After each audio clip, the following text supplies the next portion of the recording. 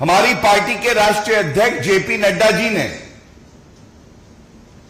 अभी ये मुद्दा बड़ी मजबूती से उठाया है और एक्स पे अपने विचार व्यक्त किए हैं। मैं उसी को आगे बढ़ाना चाहूंगा। नॉर्थ दिनाजपुर में एक टीएमसी के लीडर हैं ताजेमुल अक्का जेसीबी। ये भारत के संविधान में आस्था नहीं रखते हैं। ममता बनर्जी के इशारे पर ये कहते हैं त्वरित न्याय करेंगे तालिबानी स्टाइल। ममता बनर्जी की आस्था अब संविधान में नहीं है। उन्होंने अपनी पार्टी के गुंडों को खुली छूट दी है कि शरिया कानून लागू करो, तालिबान का राज है, खाता ना बही, जो ममता के गुंडे कहे वही सही। सार्वजनिक स्थल पे वो एक महिला को कोड़े मार रहा है और ऐसा तभी हो सकता है जब आप टीएमसी के लीडर हो, क्योंकि आपको पता है मौन स्वीकृति है तो वो ममता बनर्जी की है।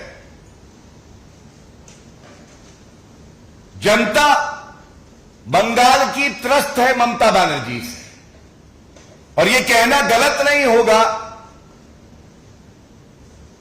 जंगल राज कैसा होता है? बिल्कुल ममता राज जैसा होता है। ये हर नागरिक के लिए पीड़ाजनक है, चिंताजनक है कि एक महिला मुख्यमंत्री जिनके पास गृह मंत्रालय भी है, वे अपनी पार्टी के गुंडों को खुली छूट देती हैं और जनता की सुरक्षा की उनको चिंता नहीं है। टीएमसी के गुंडे लीडर जो है उनकी सुरक्षा की चिंता है। इंसाफ दिलाना है जनता को, बचाव कर रही है टीएमसी के गुंडों का। और जैसा मैंने आपको बताया, ये ताजुमुल अक्का जेसीबी, तो ये जेसीबी जो महिलाओं को प्रताड़ित करती है, कानून व्यवस्था को ध्वस्त करती है, ये जेसीबी पार्क कहां होती है? आवाज आ रही है? ये जेसीबी बुलडोजर संविधान को तार तार करने निकला है और ये पार्क होता है जाके ममता बनर्जी के घर पर, क्योंकि इनके ही विधायक हैं। टीएमसी के विधायक जिनका नाम है हमीदुल रहमान, जब इनके पास एक पत्रकार गया और उन्होंने सवाल पूछा तो इन्होंने खुले तौर पे कह दिया मुस्लिम देश के कुछ नियम ऐसे ही हैं, ऐसे ही इंसाफ होता है। सार्वजनिक स्थल पे एक महिला को पकड़ो और कोड़े मारो, बेत मारो। आज सवाल यह पूछा जाना चाहिए, ममता बनर्जी जी, ये जेसीबी, ताजिमुल अक्का जेसीबी, ये आपके यहां पार्क्ड है।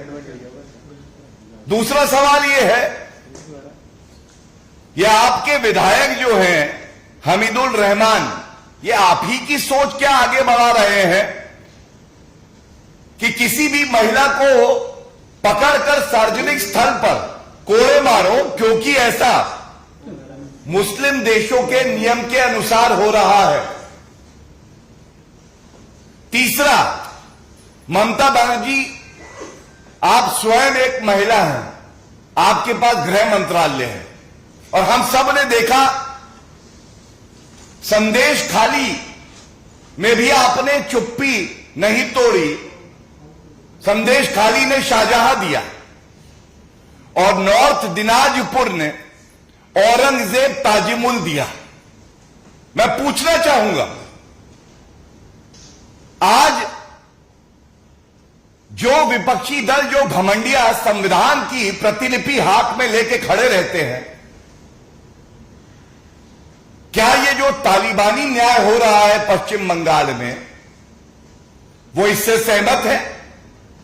ममता बनर्जी, ये मुद्दा है महिलाओं की अस्मिता और अधिकार का, ये मुद्दा है ह्यूमन राइट्स का, मानव अधिकारों का। यह मुद्दा है कि आप तुष्टीकरण की राजनीति में इतना लिप्त हो गई हैं कि आपको संविधान और मानव अधिकारों की चिंता ही नहीं रही है। और यह मुद्दा है कि कानून व्यवस्था पश्चिम बंगाल में ध्वस्त है, ममता बनर्जी मस्त है। यह मुद्दा है आज घमंडिया के एक एक नेता। खड़गे जी चुप, सोनिया गांधी जी महिला है शांत, राहुल गांधी के लब सिल गए, मैं कुछ नहीं बोलूंगा। अखिलेश यादव मुंह में दही जमी हुई है, एक उनका वक्तव्य नहीं आया है। अरविंद केजरीवाल सुई पटक सन्नाटा। हमने देखा स्वाति मालीवाल जी के साथ भी क्या किया। अब बताइए, जो घमंडिया संविधान पकड़ता है हाथ में, जो संविधान की मूल भावना है, उसको तार तार किया जा रहा है पश्चिम बंगाल में। महिला की अस्मिता के साथ खेला जा रहा है और केवल भारतीय जनता पार्टी मजबूती से इस मुद्दे को उठा रही है और उस महिला और उस युवक के साथ खड़ी है। क्या आज ये सवाल नहीं पूछे जाएंगे? और चिंता की बात यह है कि चाहे वो ताजिमुल हो और चाहे वो हमीदुल रहमान हो, टीएमसी के एमएलए, वो ये नहीं कहते हैं कि ये निंदनीय है, वो इसको सही ठहराते हैं। वो इसको मुस्लिम देशों में जैसे न्याय होता है उससे तुलना करके कहते हैं कि पश्चिम बंगाल अब तालिबान राज हो गया है, अब यह कानून से नहीं चलेगा। किसी भी महिला, किसी भी युवक को पकड़ो, खुद ही तय कर दो कि उसने गलत किया है और सजा दे दो। ममता बनर्जी, संदेश खाली हो, चाहे चुनाव से पहले और परिणाम आने के बाद हिंसा की वारदातें हो, बलात्कार हो, हत्या हो, और अब उत्तरी दिनाजपुर में ये जो निंदनीय कृत्य हुआ है, इसकी जिम्मेदारी आपकी है। और ये मांग हम उठाते हैं कि ममता बनर्जी, क्योंकि गृह मंत्रालय भी आप ही के पास है और कानून व्यवस्था ध्वस्त हो गई है, आपको इस्तीफा दे देना चाहिए। पश्चिम बंगाल अब आपसे संभल नहीं रहा है। वहां की जनता ये सवाल पूछ रही है जो हम इस मंच से उठा रहे हैं। I will just also summarize in English in short so that it reaches every citizen of West Bengal particularly and every citizen of India. In Chopra, North Dinajpur, there is a incident that has taken place where a woman has been flogged, physically abused along with a man, and this has been done at a public place, violating their dignity, violating their fundamental right to associate with each other. What puts the entire country to shame is the fact that Mamata Banerjee has not spoken a word on this. she being a woman and a woman chief minister who has taken oath under the Constitution of India, should have been the first one to come out and condemn this incident. And what makes the matter worse is the fact that the accused Tajimul happens to be a TMC leader. He is a habitual offender. He believes in quick justice, kangaroo court justice, and he calls it Insaf Sabha. Mamata Banerjee also holds the portfolio of Home Ministry. Therefore, she is the one who is guilty because law and order is completely collapsed in the state of West Bengal. She should resign forthwith as she is not being able to ensure that law and order prevails in the state of West Bengal. Rather, it is worrisome, it is sad that an MLA of the TMC named Hamidul Rahman, when asked a pointed question on this ghastly incident, he justified it by saying this kind of justice and this kind of criminal system prevails in Islamic nation, thus endorsing the Talibani style of dispensing justice in a country which believes in the Constitution of India, a country which believes in rule of law. Is this a message indulging in appeasement politics to your vote bank, that now West Bengal believes in Sharia law, the Talibani law, and not the Constitution of India and the criminal laws of the country? And Mamata Banerjee should also answer the accused Tejumul Akka alias JCB, as he is called. Why are you protecting him, Mamata Banerjee? Is the JCB parked at the CM house? The criminals are not afraid of the law and the citizens are afraid of the TMC goons. Such is the plight of citizens in West Bengal. I would also like to raise a very important aspect. From the last few weeks, we have been witnessing very shallow drama by the opposition parties holding the Constitution of India without believing in it. Today, from this platform, we need to ask,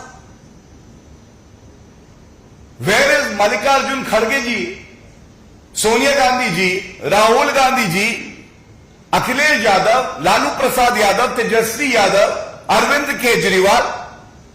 No one has made any statement condemning the ghastly incident.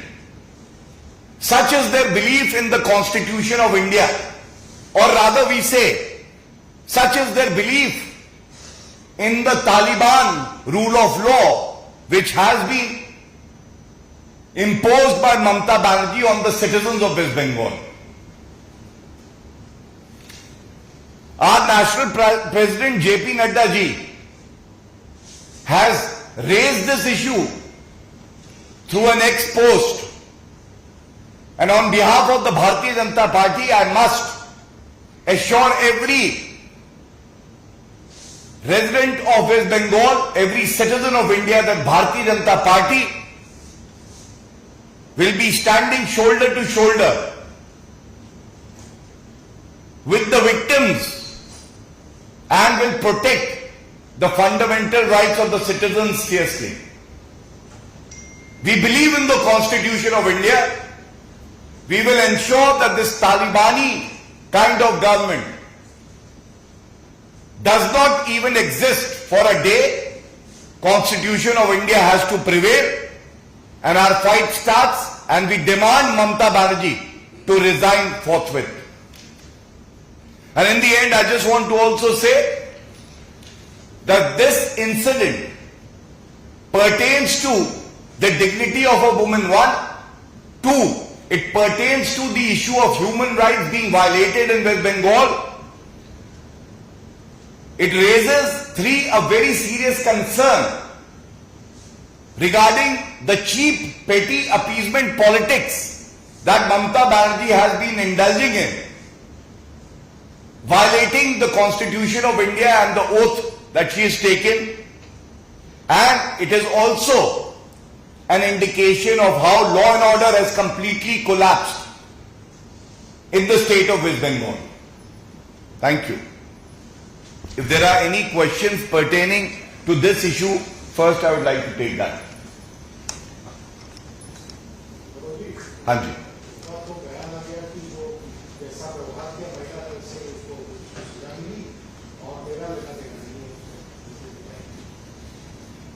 देखिए, इसीलिए मैंने कहा बयान आना चाहिए था कि ऐसा कृत्य निंदनीय है और पश्चिम बंगाल हो या कोई भी प्रदेश हो, संविधान से चलेगा।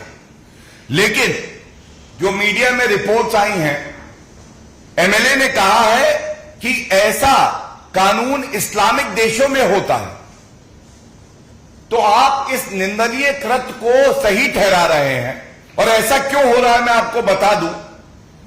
नॉर्थ दिनाजपुर में 64% मुस्लिम हैं और 34% हिंदू आबादी है। तो ये मैसेजिंग दी जा रही है कि जहां मुसलमान बहुसंख्यक है वहां ममता बनर्जी तालिबानी राज मानेगी और शरिया कानून लागू होगा। ममता बनर्जी को हो सकता है, लगता है कि इससे उनके कुछ वोट बढ़ जाएं, लेकिन पूरा देश आज ठगा महसूस कर रहा है कि जो मुख्यमंत्री संविधान की शपथ लेती है वो आज संविधान को तार तार कर रही है। और हम इस मुद्दे को पूरी मजबूती से उठाते रहेंगे और इसीलिए ममता बनर्जी को कोई हक नहीं है कि वो एक क्षण भी मुख्यमंत्री पद पे बनी रहे। सर, जिस तरह से पश्चिम बंगाल की बात है, 3 मंत्री जो है वो गिरफ्तार है, वहां पर टीएमसी के जो लोग हैं वो संसद भवन में प्रदर्शन कर रहे हैं, उनकी रिहाई की बात कर रहे हैं। देखिए, ऐसा है, मुझे तो शर्म आ रही है जिस प्रदेश में महिला के साथ इस तरह का दुर्व्यवहार होता है, वहां के सांसद उस मुद्दे पे चुप्पी साधे रहते हैं और अपने भ्रष्टाचारी मंत्री और पूर्व मंत्री जिनको न्यायालय बेल नहीं दे रहा है, 18 महीने हो गए हैं, पार्था चैटर्जी की अगर बात करें, उनके हक की लड़ाई लड़ रहे हैं और जनता में संदेश दे रहे हैं कि हमारे नेता भ्रष्टाचार करेंगे तो हम लोग जनता के साथ नहीं खड़े होंगे, हम भ्रष्टाचारी मंत्रियों के साथ खड़े होंगे। इसीलिए ममता बनर्जी आज जंगल राज का पर्याय है, सांप्रदायिक राजनीति का पर्याय है और भ्रष्टाचार का पर्याय है। गौरव जी, हमीदुर रहमान जो विधायक, उन्होंने कहा कि घटना से कोई पार्टी के अंदर नहीं है, हम इसकी निंदा करते हैं। साथ साथ यह भी कहा कि महिला ने गलत किया है, अपने पति और बेटे को छोड़ दिया, मुस्लिम राष्ट्र के कानून के तहत सजा दी गई है। ऐसे मुख्यमंत्री ममता बनर्जी जो मौन है और ऐसे एमएलए विधायक जिन्होंने संविधान को कभी पढ़ा ही नहीं, उनको ये जानने की बहुत जरूरत है कि कौन दोषी है कौन नहीं। भारत में कानून का राज है, ये न्यायालय तय करते हैं, ये कोई एमएलए या जनता या जेसीबी नहीं तय करेगी।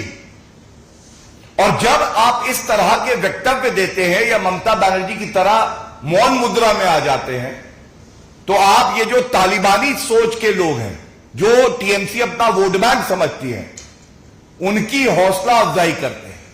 और इसी बात पे जनता को आपत्ति है। ऐसे एमएलए को अपने पद पे रहने का अधिकार नहीं है, क्योंकि ये तो समाज के लिए स्वयं खतरा है।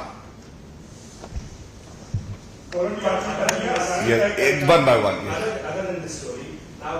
about today, the three criminal laws have come into force. You have seen an advocate yourself. The opposition parties are moving a government motion saying that there has to be a discussion on this when these laws were passed. They were passed when 146 MPs were being suspended. Now, to add to that, DMK MP T. Wilson, who also represent DMK in the Supreme Court, has stated that these laws have their name in Hindi and that is why they should be changed. Again, the Hindi debate has been ignited by the DMK. How do you see it?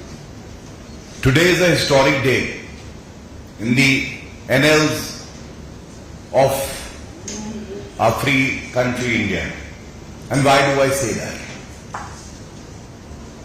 We need to understand that an evolving society needs law that cater to its needs, demands, protecting its rights. And you would be aware the Indian Penal Code dates back to 1860. The Indian Evidence Act dates back to 1872. More than 150-year-old. There was a dire need to have new criminal law in place.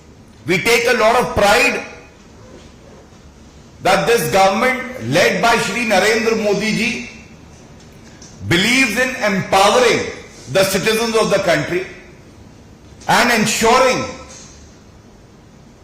that criminals are booked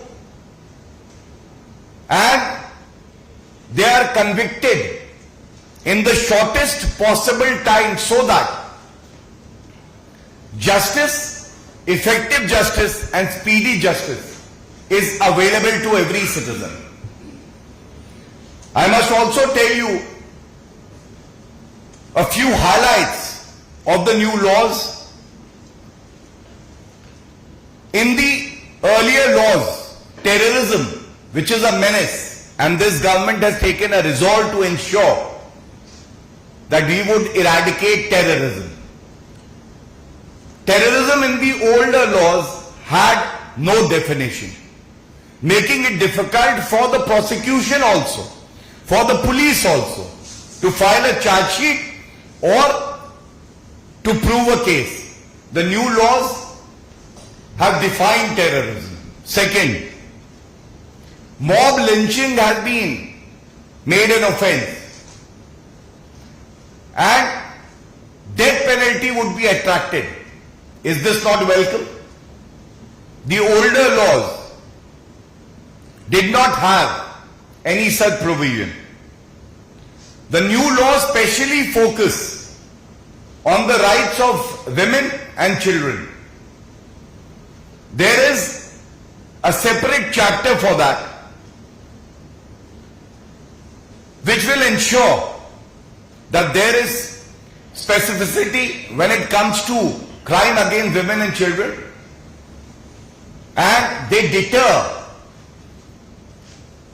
criminals from committing these crimes. And last but not the least, one example of how it would expedite the entire criminal justice process so that justice is delivered. A judgment, if reserved, in criminal cases has to be delivered in 45 days. We have seen how sometimes judgments were reserved, but they were not delivered. And a judge would retire, a new bench would be constituted, hearing would happen again, delaying the process of delivering justice. This has also been taken care of. And I must also, on a larger frame, say one more thing. That the new laws are also symbolic of the fact that a new, resilient, transformational Bharat is ready to embrace the laws that have been truly enacted by the legislators of our country. As for the opposition, I just have one thing to say. I am sure that they have not even read the three laws. just like the way they hold the constitution in their hand, but they don't care to read the constitution of our country. The entire nation has come forward to embrace, to welcome the 3 new criminal laws, and this is a historic moment which we should celebrate unitedly. That in Hindi angle that the DMK MD has said, because he also represents their party in the Supreme Court in this. देखिए, मैं इतना जरूर कहूंगा कि जिनको विरोध करना है वो हर बात का विरोध करते हैं, और मैंने जब कहा कि उन्होंने ये 3 कानून खोल के नहीं देखे होंगे, उसकी एक वजह है। वो कह रहे हैं कि हिंदी के शब्दों का प्रयोग किया गया है नाम रखने में, लेकिन अंदर जो पूरे एक्ट है वो अंग्रेजी में है। अगर वो थोड़ा सा प्रयास करके पहला पेज पलटते और अंदर देख लेते तो वो जानते कि वो सारे कानून अंग्रेजी में भी है, हिंदी अनुवाद भी है। लेकिन आप सोचिए, एक निकम्मा निठल्ला विपक्ष जो कि पढ़ाई लिखाई में विश्वास नहीं करता है, एक अच्छी शुरुआत को रोकने का प्रयास करता है, विरोध के नाम पे विरोध करना चाहता है, जिसकी विरोध में गुणवत्ता नहीं है, उसको जनता नकार रही है।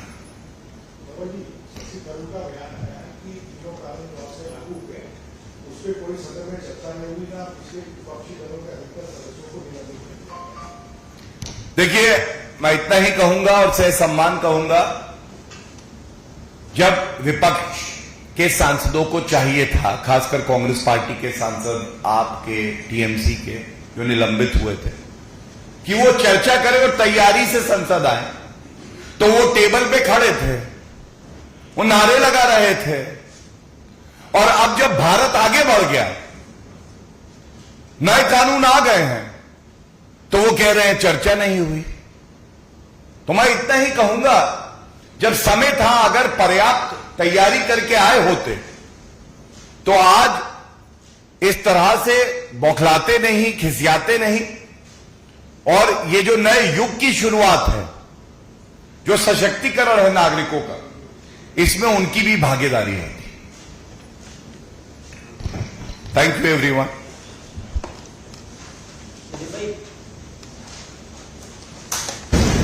पश्चिम बंगाल में जंगल राज का एक उदाहरण और सामने आया है, और चोपड़ा नॉर्थ दिनाजपुर में एक महिला के साथ दुर्व्यवहार हुआ है। कोड़े से पिटाई की गई है उस महिला की, और एक और व्यक्ति जो कि वीडियो में दिखाई दे रहा है। ये तस्वीर जो है हर चैनल पर, सोशल मीडिया पर, हर जगह दिखाई दे रही है। और बड़ा सवाल जो आज बनता है, हमारी पार्टी के राष्ट्रीय अध्यक्ष जेपी नड्डा जी ने अभी ये मुद्दा बड़ी मजबूती से उठाया है और एक्स पे अपने विचार व्यक्त किए हैं। मैं उसी को आगे बढ़ाना चाहूंगा। नॉर्थ दिनाजपुर में एक टीएमसी के लीडर हैं ताजेमुल अक्का जेसीबी। ये भारत के संविधान में आस्था नहीं रखते हैं। ममता बनर्जी के इशारे पर ये कहते हैं त्वरित न्याय करेंगे तालिबानी स्टाइल। ममता बनर्जी की आस्था अब संविधान में नहीं है,